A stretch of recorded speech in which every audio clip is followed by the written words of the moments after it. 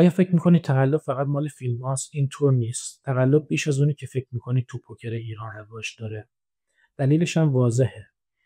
چون هیچ ارگانی نیست که روی کازینوهای زیرزمینی نظارت داشته باشه، راه رو برای متقلبین باز میکنه تا تقلب‌هایی که طی سالهای مختلف یاد گرفتن رو جلوی شما اجرا کنن بدون اینکه متوجه بشین. توی این ویدیو من 3 تا از معروف‌ترین روش‌های تقلب که توی ایران رواج داره رو بهتون نشون میدم. هدف من از نشون دادن این تقلب‌ها این نیست که شما فردا برید این تقلب‌ها رو اجرا کنید. دلیلش اینه که شما چشمتون عادت کنه به این تقلب‌ها و کسی نتونه جلوتون اینها رو اجرا بکنه. پس اگه تو هوم گیم ها یا کازینوهای زیرزمینی رفت و آمد دارید، تلاشتون رو بکنید که این ویدیو رو تا آخر ببینید، چشمتون رو به تقلب‌ها عادت بدین تا کسی نتونه جلوتون اجرا کنه. خب بریم سراغ معروف‌ترین روش‌های تقلب در پوکر ایران. خب بریم سراغ تقلب اول. تقلب اول چیزی نیست جز خال گذاشتن کارتا یا اصطلاحاً خال زدن. هر دو شما دیدم استفاده میکنن. به چی میگن خال زدن کارتا؟ به این که روی پشت کارت یه علامتی بزنی که اطلاعاتی درباره جلوی کارت، درباره روی کارت به ما بده. برای مثال یه علامتی بزنیم پشت کارت که بهمون بگه که مقدار عدد روی کارت چیه یا خال روی کارت چیه، یا بگه حداقل های یا لو. های منظورم آس و کینگ و کوین و جک و ده، لو هم که دیگه اون پایینا. من برای اینکه بهتون نشون بدم یه مثال از خال زدن کارت ها، اول از همه دسته بایسیکل رو بهتون نشون میدم، به خاطر اینکه دسته بایسیکل معروف ترین و پرفروشترین دسته دنیاست. به خاطر همین خال زدن اینا رو بهتون نشون میدم که اگه یه جایی دیدین چشمتون آشنا باشه. من از نزدیکم بهتون نشون میدم پشت این کارتای بایسیکل چند تا پرنده هست. اگر من بردارم یه ماژیک قرمز، چون هم رنگ اینه، قرمز هم رنگ بک‌گراند کارتمه، یه ماژیک قرمز بردارم، یه دونه از این پرنده ها رو علامت بزنم، یعنی قرمز کنم، یعنی نامرئی کنم، غیبش کنم پرنده رو، میتونم بفهمم که مقدار شماره کارت چیه. مثلا وقتی که پرنده بالا رو قایم میکنم یه عدده، پرنده بعدی رو قایم میکنم یه عدد دیگه است و همینطوری دور میزنم این پرنده ها رو قایم میکنم واسه عین 52 تا کارت توی دسته. اینجوری کارتا رو که پخش میکنم حتی سر میزم نشسته باشم از دور میتونم بگم که این 7 دل، این 3 دل. خب تا اینجا ما فهمیدیم که خال زدن کارتا یعنی چی. توی تصویرم بهتون نشون دادم که توی کارت بایسیکل معمولا چجوری خال میزنن. منتها این یکی از روش‌های خال زدنه. روش‌های خال زدن بی‌نهایته. بستگی داره به خلاقیت شما. میتونید خیلی ظریف این کارو انجام بدید، میتونید خیلی واضح این کارو انجام بدید. خب معمولا برای شعبده بازی خیلی واضح انجام میدم که راحت تو شرایطی که دلهوره دارن وقتی که دارن شعبده رو اجرا میکنن بتونن راحت ببینن، ولی برای متقلب ها اونها قابل قبول نیست. معمولا خیلی ظریف این کارو انجام میدن. خب فهمیدیم خال زدن یعنی چی، اما چیزی که میخوام به عنوان خال زدن، به عنوان اون تکنیکی که معمولا توی ایران انجام میشه بگم، خیلی هوشمندانه تر از این خال زدن کارتای بایسیکله. یعنی به جای اینکه پرنده ها رو خال بزنن یه کار دیگه میکنن، اطلاعات کمتری بهشون میده ولی بی نهایت ظریفتره و سختتر میشه متوجه شد. و اون استفاده از عدم تقارن چاپ کارت هاست. وقتی کارت ها رو چاپ میکنن به صورت طبیعی کارت ها یه عدم تقارنی دارن، از اون فاصله دیده نمیشه. از نزدیک بهتون نشون میدم. برای مثال این کارت ها لبه سمت چپشون از سمت شما کلوفتر است، لبه سمت راستشونه، ولی یه دسته دیگه دارن که اینطوری نیست، کاملا متقارن چاپ شده. خب دو تا دسته داریم که یکیشون نامتقارن چاپ شده، یکیشون متقارن چاپ شده. اینجا میبینید سمت چپیه یکم کلوفتر از سمت راستی است. اگر من تمام های کاردای این دسته رو، یعنی کینگ و کوین و جک و ده و آس و همه رو وردارم جدا کنم، برای این دسته هم های کاردا رو جدا کنم، جای های کاردا رو عوض کنم و اینایی که نامتقارن رو بذارم تو دسته ای که متقارنه و شروع کنم بر زدن، به راحتی میتونم بفهمم کدوم های کارد کدوم لو کارد، به خاطر اینکه هر موقع دیدم این عدم تقارن این پشت وجود داره حتما های کارده، اگر دیدم اونها متقارن شدن حتما لو کارد. خب به خاطر اینکه شما دور نشستین و از اون دور نمیتونین راحت ببینید که قطر این حاشیه کارت ها کلفت یا نازک، از دو رنگ مختلف استفاده میکنم. اینجا رنگ آبی تمام لو کارت های دسته است، یعنی از 2 تا 10، از 2 تا 9 و از 10 تا آس، از 10 تا آس همه های کاردا رو رنگ قرمز انتخاب کردم. این فقط یه مثال برای اینکه شما از دور ببینید، از نزدیک من واقعا با همون دسته هم میتونم راحت ببینم. خب اینا رو تو هم بریزنم.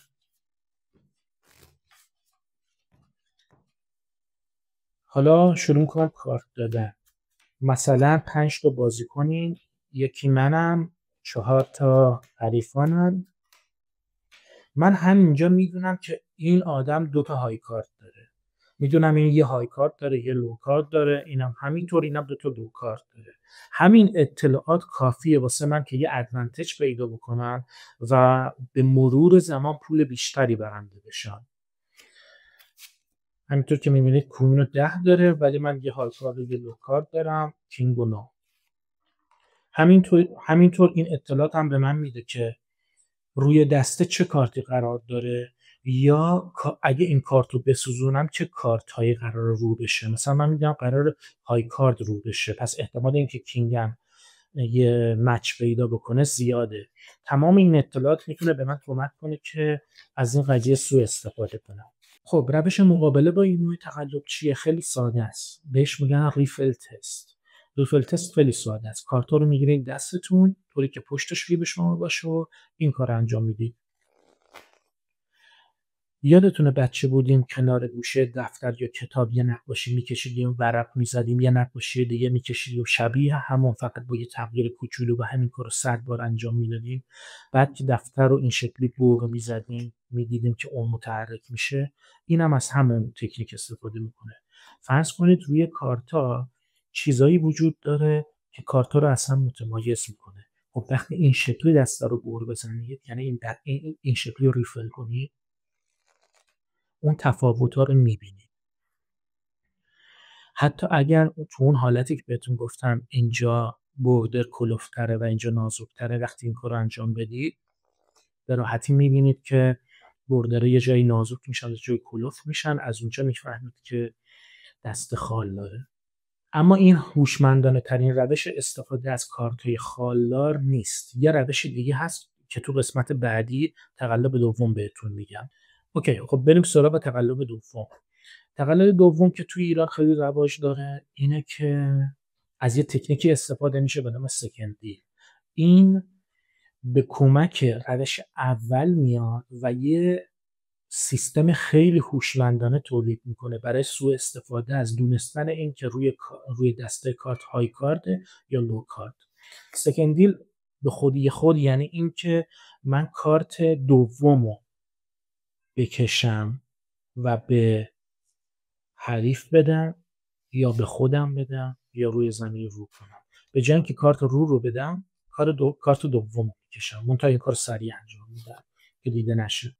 خب حالا که میدونید سکندیل به خود یعنی اینکه کشیدن کارت دوم به جای کارت روی دسته، فرض کنید اینو ترکیب کنیم با اطلاعاتی که از تقلب قبلی داریم. تو تقلب قبلی میدونستیم که چطور میشه یه دسته ای آماده کرد که های کاردا خال داشته باشن و لو کاردا خال نداشته باشن. توی مثالی که من دارم براتون میزنم اینه که های کاردا همشون قرمزن و لو کاردا همشون آبی هن. خب این دستمون رو کامل بر زدیم ولی همچنان اون حالت های کارد و لو کارد رو داره. خب من اولین کارت رو که میخوام بدم به حریفم میدونم که های کارده. خب سکندیل میکنم کارت دوم رو میدم بهش، همینطور ادامه میدم تا نوبت خودم بشه. نوبت خودم شد های کارده میرسه به من و همینطور ادامه میدم چون یه دونه دیگه کارت قرمز روی دسته میبینم، های کارده رو میدم به خودم حالا نگاه کنید که تو های کارت رسید بهم، مثلا پاکت 10 گرفتم، احتمال برد منو خیلی میبره بالا. شاید بگید که سکندی ممکنه دیده بشه به خاطر اینکه کارت روی دست رو نکشیم، کارت دوم بکشیم، یکم تابلوه، ولی اینطور نیست. خب بریم با سرعت ببینیم چطور میشه. کارت آس پیک روی دسته است و من شروع میکنم پیل کردن کارت ها. به خودم که میرسه آس میاد دستم، به خاطر اینکه اینا همه سکندیر بوده. حالا بریم همینو یه جور دیگه ببینیم. آس پیک رو به بالا میذارم روی دسته که شما ببینیدش. بعد شروع میکنم کارت رو دادن، میگیرید که آس پیک میاد دوباره دست خودم. اون کارت ها همشون دومی کارت روی دست رو دیدم. یه بار دیگه همینو بهتون نشون میدم. نگاه کنید، آس رو میدم بیرون، ولی لحظه آخر که میخوام دیل رو انجام بدم میکشمش عقب. نگاه کنید آس هنوز دست منه. خب برگردیم به این دسته. توی این دسته میگیریم کارت‌های قرمز های کاردن، کارت‌های آبی لو کاردن. فرض کنید من میخوام دستا رو پخش کنم، کارت‌ها رو پخش کنم. کارت اولو میدم چون لو کارت، کارت دوم میدم لو کارت، کارت سوم میفهمم های کارت، سکندیل انجام میدم، به خودم های کارت میرسه. بعد میدونم یه دونه های کارت دیگه روی دست هست، شروع میکنم سکندیل کردن تا های کارت برسه به خودم. اینطوری که میبینید این یه های کارت یه لو کارت داره، این که دوتاش لو کارت داره، این یه های کارت داره یه لو کارت داره، ولی من دوتا های کارت دارم، از حالا دوتا کونین دارم که احتمال بردم خیلی میبره بالا. به همین راحتی میتونم از توی دسته برخورده که کاملا برخورده دادن، نفر دیگه کپم زده، های کاردا رو به خودم بدم، لو کاردا رو تقریبا کنترل کنم که بدم به حریف. بریم سراغ مقابله کردن با این روش تقلب. تو این سیستم که بهتون گفتم تو سکندیل معمولا یه نکته ظریف هست که باعث میشه شما ببینید اون فرد داره سکندیل انجام میده و اون نکته ظریف رو باید دقت کنید تو ببینید. اون اینه که وقتی سکندیل انجام میدن، شست چپ، اگه دسته رو با دست چپ گرفتن، شست چپ از روی کارتا بلند نمیشه. نگاه کنید من وقتی حالت معمولی کارتا رو میدن، کارت رو میدم بیرون، کارت رو با دست راستم میگیرم، شستم رو بلند میکنم، کارت رو میدم به حریفم. ولی اگه سکندیل انجام میدم، کارت رو میدم بیرون، با دست دیگه کارت دوم میکشم و با شست دست چپم کارت اول رو برمیگردونم سر جاش. واسه همین مجبورم شستم رو روی دسته نگه دارم. پس برای سکندیل کردن معمولا این شست روی دسته میمونه. اگه شما دیدید که این کارت این شست همینجوری روی دسته مونده، بدونید که داره سکندیل انجام میشه. ولی اگه از روی دسته بلند شد، بدونید که داره دیل مرسوم انجام میشه. خب بریم سراغ تقلب سوم. طبق تجربه من طی این چند سالی که تحقیق کردم متوجه شدم این تقلب بیشتر از همه توی ایران رواج داره. احتمالاً دلیلش اینه که هیچ تمرینی لازم نداره. شما میتونید این تقلب رو یاد بگیرید و همون لحظه شروع کنید بازی کردن و اون تقلب رو اجرا کنید. به خاطر همین احتمالاً خیلی رواج داره توی ایران. این تقلب اینه که دست قبل بازی رو وقتی میخواین جمع کنین، کارت هایی که خوبن رو طوری روی دسته به ترتیبی بذارید که کارت های خوب به خودتون برسه. یعنی کارت ها رو اصطلاحاً میچینین روی دسته. برای مثال ما 3 نفر تو بازی هستیم و من دست قبل دیدم یه آس پر شده روی زمین و یه بازیکنای دیگه 2 پر داشته، کینگ و جک. خب من الان خیلی انتخاب، 2 پر نداشته، فول بوده. حالا من خیلی امکان مختلف دارم. برای مثال میتونم پاکت آسو بدم به خودم، میتونم یه آسو بدم به خودم و روی زمین یه آسو بیارم. من میتونم 3 تا جک و 2 تاشو بدم به خودم، یکیشو رو زمین بیارم. برای مثال یه دونه جک رو جمع میکنم، میذارم روی دسته، شروع میکنم این 3 تا کارت رو گذاشتن روش. بعد این جک رو برمیدارم، 2 تا کارت روش میذارم و جک بعدی روش قرار میگیره و یه کارت هم روی. موقع بر زدن هم بدون کارت هم به دیگه اضافه میکنن. این دسته آماده است. کارت اول میرسه به این، کارت دوم میرسه به این، کارت بعدی که جک بشه میرسه به من. همینطوری ادامه میدم کارت بعدی جک میرسه به من و اگه یادتون باشه اون جک هم طوری چیده بودم که حتما روی زمین بیاد. این بار هم میسوزونم، ترنوری برم رو میکنه، میبینید که من یه دست خیلی قوی دارم. خب این که آسو کینگ داره احتمالا حتی آلین هم میداد، ولی میومد با تری آف کاینگ من میباخت. این روش تقلب خیلی قدرتمنده، این روش تقلب خیلی خطرناکه، واسه همین باید چشمتون بهش باشه. خب بریم سراغ روش های مقابله با این نوع تقلب. فرض کنید روی زمین این کارت قرار داره و یه سری کارت هم روی شده، یه سری کارت هم که سوخته. ما وقتی میایم دسته رو جمع کنیم، از بازیکنان میخوایم که دسته رو جمع کنید، ولی قبل از اینکه شروع کنید بر زدن اونا رو واش کنید یا اصطلاحاً بشورید، یعنی پخشش کنید روی میز و شروع کنید به هم مخلوط کردن. این روش بسیار خوبیه برای اینکه مقابله کنید با اینکه کارتا روی دست چی برشه. بعد از اون میتونید از بازیکن‌ها بخوان کارتا رو بر بزنن و اون نفر قبلی هم بدون کوپ بزنه و این یه دسته آماده است برای اینکه یه بازی عادلانه انجام بشه. دلیل اینکه این تقلبا رو بهتون میگم واسه این نیست که فقط برید تقلب کنید، برای این دارم بهتون میگم که کسی نتونه جلوتون اجرا کنه. اگه با پول بازی میکنید، اگه تو هوم گیم ها یا کازینوهای زیرزمینی رفت و آمد دارید، این ویدیو رو حتما ببینید برای اینکه بهتون کمک میکنه که با روش‌های تقلب مقابله کنید، کسی نتونه اون رو به جلوتون انجام بده. بهترین روش مقابله با تقلب اینه که اون تقلب‌ها رو یاد بگیرید، چشمتون بهش عادت کنه و اگه کسی جلوتون انجام داد میتونید به راحتی متوجهش بشید. اگه کسی رو میشناسید که تو کازینوهای زیرزمینی بازی میکنه یا تو هوم گیم‌ها با پول بازی میکنه و این اطلاعات ممکنه به دردش بخوره، ویدیو منو براش بفرستید و اگه برای خودتون این نوع ویدیوها جالبه میتونید کانال منو سابسکرایب کنید.